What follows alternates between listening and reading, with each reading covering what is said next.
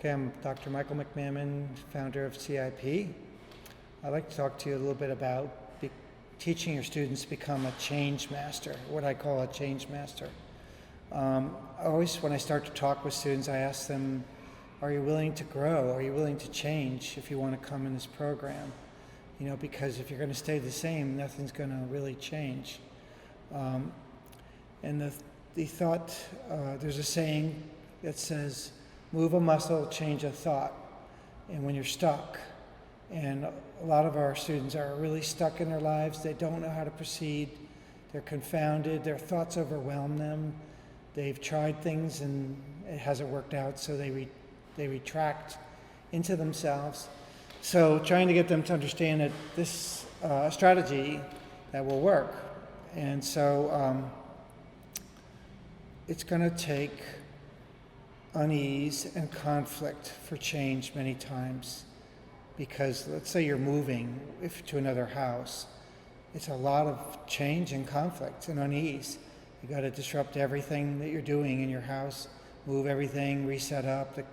The forks and the knives are not in the right place that they used to be. It's going to totally disrupt your schedule. So change does cause a lot of ill ease and conflict. And it takes courage, so we always ask the students to have the courage to change, because a lot of times you don't want to upset things, you want things the same, but in order to get where you want to go, you have to be willing to change. And a lot of our problem with change is our self-talk.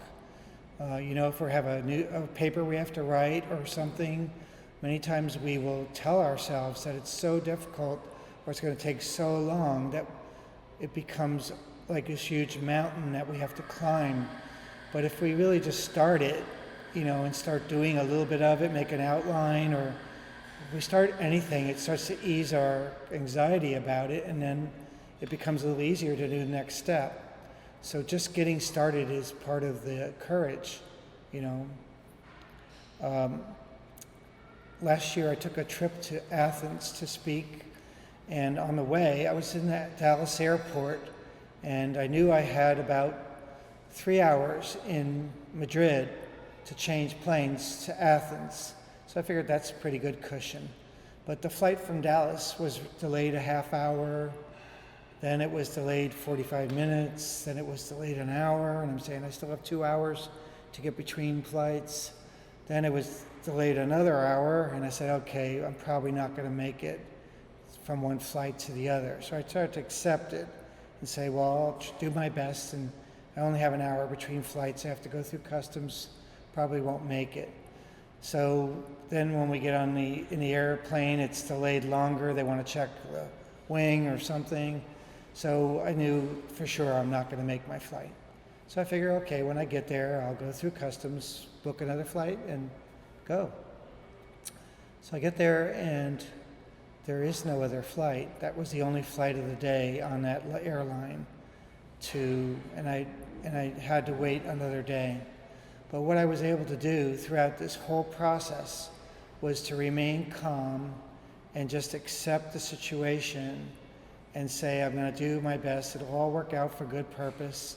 So just do the next right thing. Don't worry about it. And I didn't get mad at the woman at the desk, American Airlines, when I got to Madrid, and I went to the GN Airlines and there was no one there, so I had to go back to American Airlines. Because I was so nice to the woman, she stayed longer than her shift and helped me, and I rebooked on phone with Aegean for the next day. Went over, within a half hour I solved this problem, got a hotel, I booked a hotel in Madrid, got a taxi into Madrid, and spent a wonderful evening in Madrid going to art gallery, having beautiful dinner outside, and just enjoying a music concert.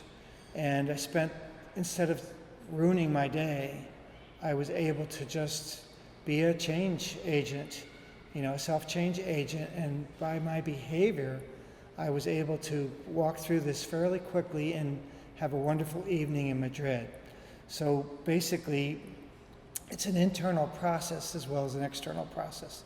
You want your students to learn how to remain calm and seek advice and then do the next right thing and don't worry about it and accept what's going on around them.